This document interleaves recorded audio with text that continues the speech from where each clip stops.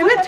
پشتی که لباجرین وان و چولگین با کور کردستانه به پلیا 5.4 و 5.8 ارتش چبون گلک ارتشن پلیا وان لسر پنجان هری ما ایگه یا ترکیه جی هجان.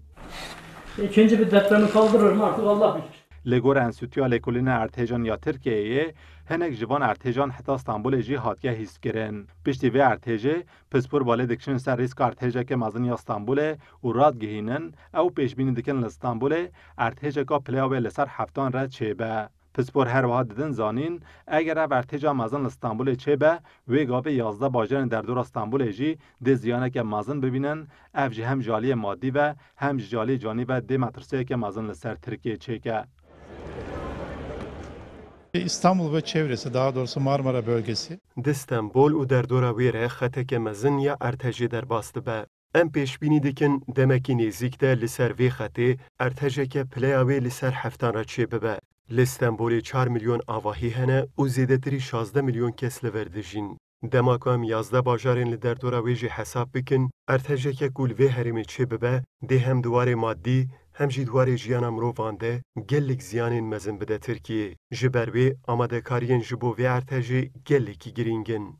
Bu depremlere hazırlık adına لهمبر ارتجا کا مازن هنگ ولاتیان استانبول دبیجن او وک شخصی هنگ برگریان دگیرن لو دربار ساخلامی آواهیم خود ناگاه دارن لو ما مترسیوان یا هری مازن جاواهیم کو اوتی دمینن هیا Allah'a emanet edeceğiz, bilmiyoruz yani. Ez de xaniye ke kevin de dijim ez nizanim avayı ez tê dademînim sağlame yanna.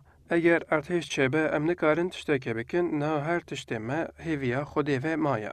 Lewma pêwîst e sağlamiya avahiyan bê kontrol kirin û li gorî wê destûra rûniştinê bêdayîn. İçeri kaçabilirsek kaçabiliriz.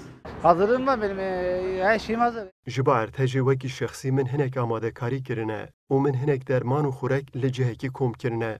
Lê xaniyê min nesexleme. Min jî şaredariyê daxwaz kir ku xaniyê min kontrol bikin. Lê mixabin hêjî tu kontrol nehatine kirin. Sağlam olduğunu anlamayız. پسپورن ارتجین ترکیه ددن زانین نزدیک جساده 6 آواهیان استانبول لاوازن و او پیشبینی دکن ارتجا کا پلاوی لسر 7.3 را استانبول بده و کار اسات گلک مازن چکه هر وا پسپور راد گهینن در ارتجا که وساده ریسک تسونامی جل استانبول هيا و دراوشه که وهاده لگل زیان گلک مازن ین مادی به 10,000 کس جی ده جان خواج دست بدن